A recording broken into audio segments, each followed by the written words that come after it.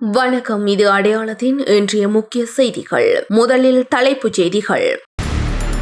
அஸ்பிஸ்மா பயனாளர்களுக்கு நலன்புரி நன்மைகள் சபை வெளியிட்ட மகிழ்ச்சி அறிவிப்பு. வங்கிக்கு வரும் பெருந்தொகை பணம். நாங்கள் தவறுகள் செய்தோம், உண்மையை ஒப்புக்கொண்ட நாமல் புத்தாண்டு தினத்தில் வெளியிடப்பட்ட கருத்துக்கள். மொனராகலையில் பெண்ணொருவருக்கு நேர்ந்த சோகம். திடீரென விரைந்த போலீசார். நடந்தது என்ன? திடீரென இந்தியாவில் சுற்றி வளைக்கப்பட்ட பாதாள உலக பெரும் புலியின் சகோதரர். அதிரடி காட்டிய சிஐடி. மனிதனால் உணரப்படும் அளவை விட திடீரென அதிகரிக்கும் வெப்பநிலை. மக்களுக்கு வெளியான உடனடி எச்சரிக்கை. இலங்கையில் உயிர்களை காவு வாங்கும் மர்ம இடம். நேற்று இரு சகோதரர்களுக்கு நேர்ந்த சோகம். பெண் மருத்துவருக்கு பாலியல் தொல்லை. நோயாளியின் அநாகரிக செயல். விசாரணையில் அம்பலமான தகவல்.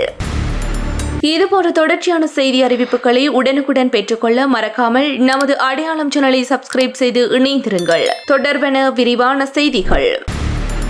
அஸ்பிஸ்மா நலன்புரி திட்டத்தின் முதலாம் கட்ட பயனாளர்களுக்கான கொடுப்பனவுகள் எதிர்வரும் ஜூலை மாதம் முதல் மீண்டும் வழங்கப்பட உள்ளதாக நலன்புரி நன்மைகள் சபை அறிவித்துள்ளது.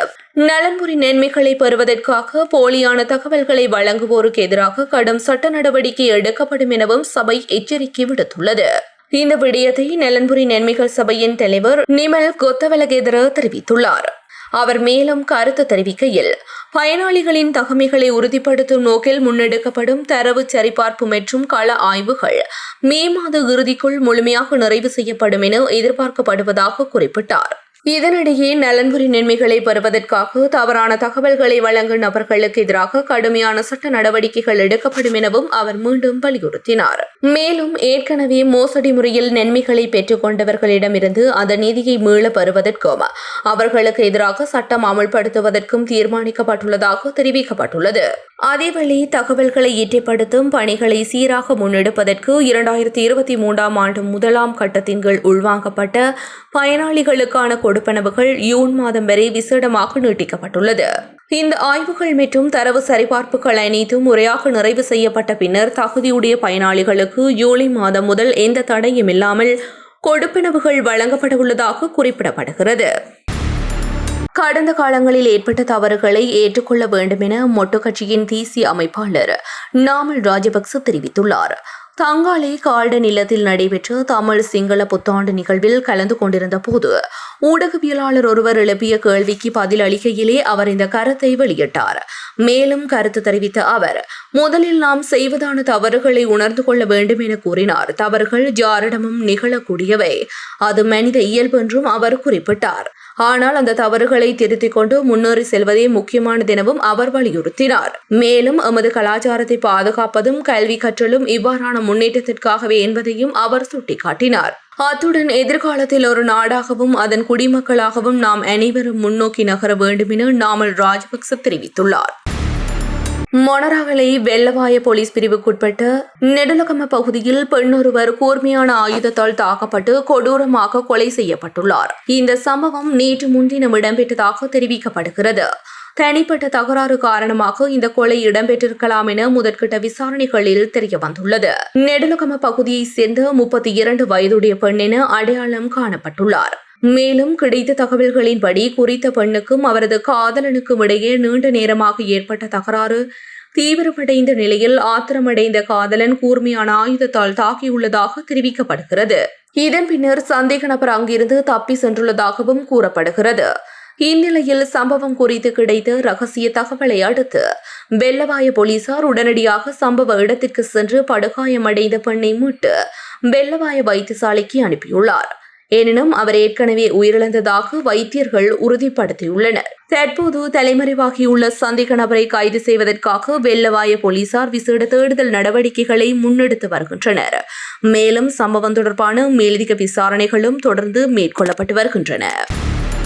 பிரபல பாதாள உலக குழு உறுப்பினராக அறியப்படும் கரந்தனிய சுத்தா என்பவரின் சகோதரர் இந்தியாவில் கைது செய்யப்பட்டுள்ளார். இந்தியாவின் புதுடெல்லி விமான நிலையத்தில் வைத்து குறித்த நபரை இந்திய அதிகாரிகள் கைது செய்ததாக தெரிவிக்கப்படுகிறது. வேறொரு நாட்டிற்கு தப்பி செல்ல முயன்ற போது அவரை அதிகாரிகள் தடுப்பதன் மூலம் கைது செய்துள்ளனர். கைது செய்யப்பட்ட சந்தேக நபருக்கு எதிராக கொலைகள் மற்றும் போதைப்பொருள் கடத்தல் உள்ளிட்ட பல்வேறு குற்றச்சாட்டுகள் சுமத்தப்பட்டுள்ளதாகவும் தெரிவிக்கப்படுகிறது. இதேவேளை அண்மைய காலங்களில் வெளிநாடுகளில் பதுங்கியிருந்து குற்ற செயல்களில் ஈடுபட்டதாக கூறப்படும் பல பாதாள உலக குழு உறுப்பினர்கள் கைது செய்யப்பட்டு இலங்கைக்கு அழைத்து வரப்பட்டுள்ளதும் குறிப்பிடத்தக்கது. அத்துடன் தற்போது கைது செய்யப்பட்டுள்ள இந்த சந்தேக நபரையும் இலங்கைக்கு அழைத்து வருவதற்கான நடவடிக்கைகள் மேற்கொள்ளப்படும் என எதிர்பார்க்கப்படுகிறது.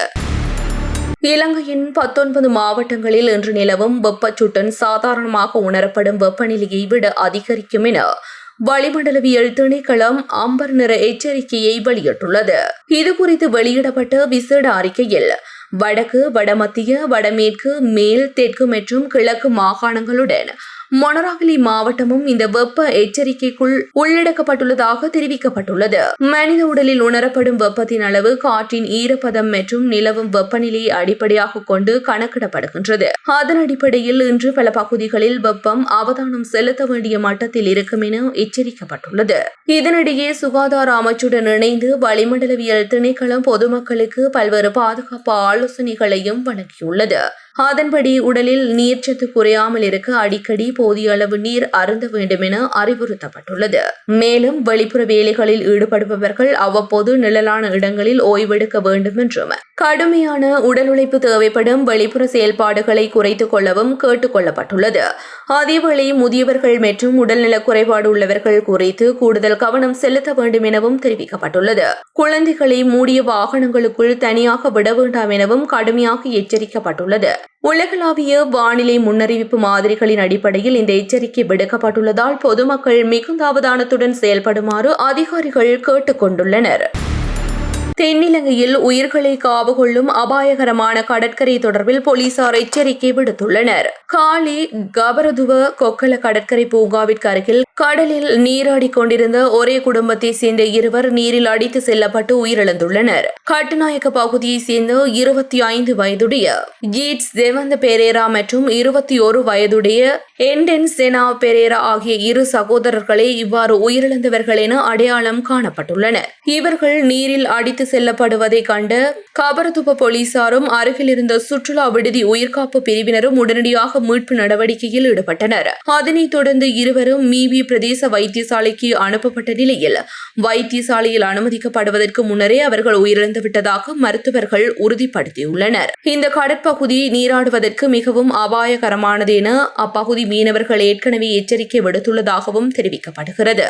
மேலும் இதே கடற்கரை பகுதியில் முன்னரும் பலர் நீரில் மூழ்கி ஆபத்துக்குள்ளான சம்பவங்கள் இடம்பெற்றுள்ளதாக உள்ளூர் மக்கள் குறிப்பிட்டுள்ளனர்.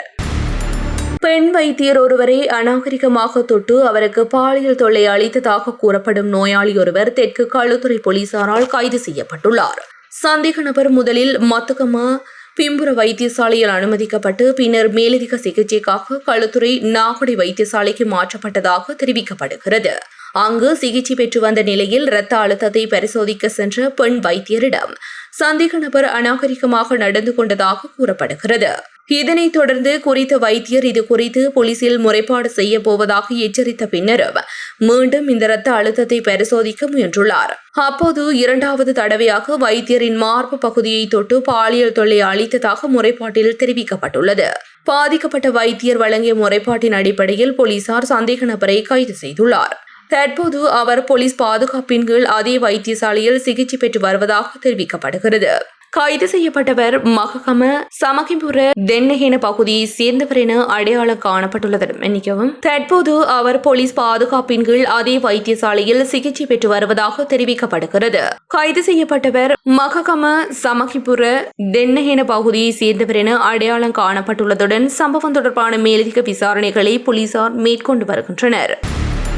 இன்றைய செய்தி தொடர்பான உங்களுடைய கருத்துக்களை மறக்காமல் கமெண்டில் பதிவிடுங்கள். மேலும் இதுபோன்ற செய்தி அறிவிப்புகளை உடனுக்குடன் பெற்றுக்கொள்ள மறக்காமல் அடையாளம் சேனலை சப்ஸ்கிரைப் செய்து இணைந்திருங்கள்.